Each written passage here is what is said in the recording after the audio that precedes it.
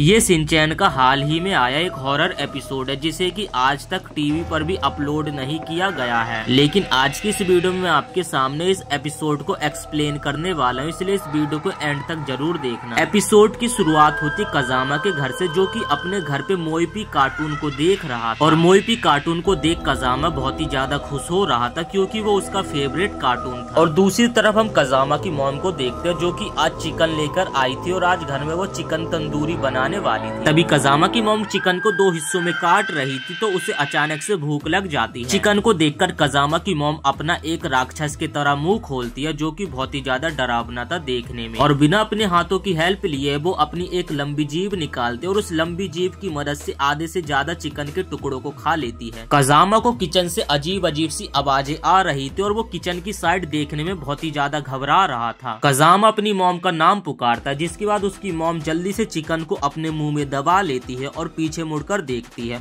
और बोलती है, क्या हुआ कजामा बेटा? फिर कजामा बोलता है कि कुछ नहीं मॉम, बस ऐसे। कजामा की मॉम के फेस पे चिकन खाया हुआ दाग भी लगा हुआ था, जिसके बाद वो उस दाग को साफ कर लेती है। इसके बाद हमें अगले दिन का सीन दिखाया जाता है। कजामा स्कूल गया हुआ था लेकिन वो रात के बारे में ही सोच रहा था। कजामा को भी मन ही मन में लग रहा था कि उसकी मॉम भी एक क्लोन बन चुके, लेकिन वो इस बात पे यकीन नहीं कर पा रहा था। तभी वहाँ पे मसाओ आ जाता जो कि कजामा को बोलता, चलो कजामा हम खेलने के लिए चलते हैं। कजामा बोलते कि मेरा अभी कुछ खेलने का मन नहीं कर रहा, तुम जाओ मसाओ। और फिर मसाओ क्लास से बाहर चला जाता खेलने के लिए। फिर हम देखते योशिना का मैम अपने पैरों से जूते को उतार कर एक टेबल के ऊपर चढ़ जाती है और टेबल के ऊपर चढ़ने के बाद वो बच्चे द्वारा बनाए गए पेंटिंग को दीवार के ऊपर चिपका रही थी। और फिर वो एक पिन को लेकर पेपर के ऊपर ठोक देती है जिससे वो पेपर दीवार के ऊपर चिपक जाए और एक पिन ऊपर से नीचे गिरता है जो कि सीधे योशिना का मैम के जूते के अंदर जाके गिर जाता है। लेकिन जूते के अंदर उस पिन को गिरता हुआ कजामा देख लेता जो कि मैम को चिल्लाता, मैम आपके जूतों में वो पिन गिर गया है। लेकिन कजामा की आवाज उसकी मैम नहीं सुन पाती और वो जूतों को पहन लेती है। तभी कजामा मैम के पास जाता और बोलता, मैम आपके जूते में तो वो पिन गिर गया था। तभी मैम बोलते, कौन सा पिन कजामा बेटा? मैम की बातों को सुनकर कजामा को लग रहा था कि उसने कोई बुरा सपना देखा था, लेकिन अचानक से क्लास में प्रिंसिपल सर भी आ जाते हैं और फिर प्रिंसिपल सर और योशिना का मैम दोनों कजामा को बहुत ही बुरी तरीके से घूरने लगते हैं। प्रिंसिपल सर कजामा को बोलते हैं कि तुम्हें हमारे सच का पता चल गया, अब हमें भी तुम्हें अपने जैसा बनाना पड़ेगा।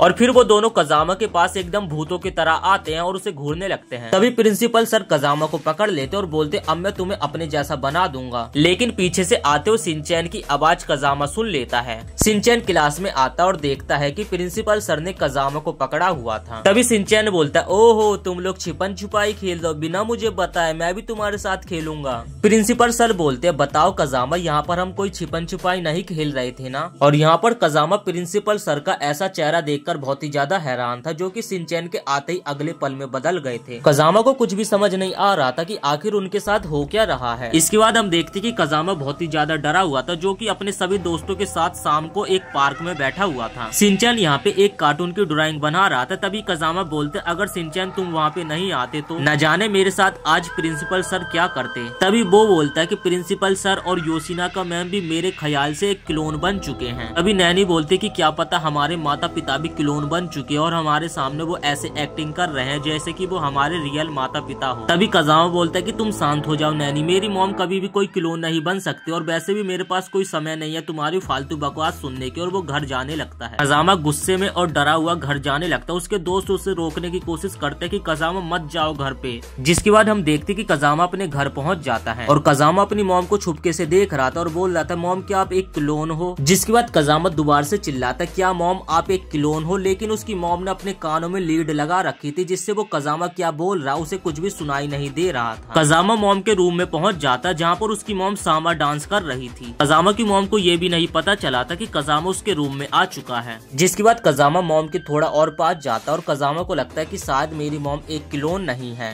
तभी कजामा मॉम के पास जाता और उनके गले लग जाता है। कजामा बोलता है कि मॉम आप मुझे छोड़कर कभी मत जाना। जिसके बाद उसकी मॉम बोलती है, हाँ कजामा बेटा, और मैं हमेशा तुम्हारे साथ रहूंगी। जिसके बाद हम देखते हैं कि कजामा की मॉम भी क्लोन बन चुकी थी और जैसी कजामा अपनी मॉम के गले लग जाता है तो उसकी मॉम अपना असली रूप दिखाती। लेकिन अभी तक कजामा को इस बारे में नहीं पता चला है कि उसकी मॉम सबसे पहले ही क्लोन बन चुकी। उम्मीद करते हैं दोस्तों आपको ये वीडियो पसंद आई होगी। अगर आपको वीडियो पसंद आई हो तो वीडियो को एक लाइक करके चैनल को भी सब्सक्राइब जरूर से कर देना और कमेंट में पार्ट 2 जरूर लिख देना ताकि आपके एक कमेंट के कारण हम इस वीडियो का पार्ट 2 जल्द से जल्द ला पाए।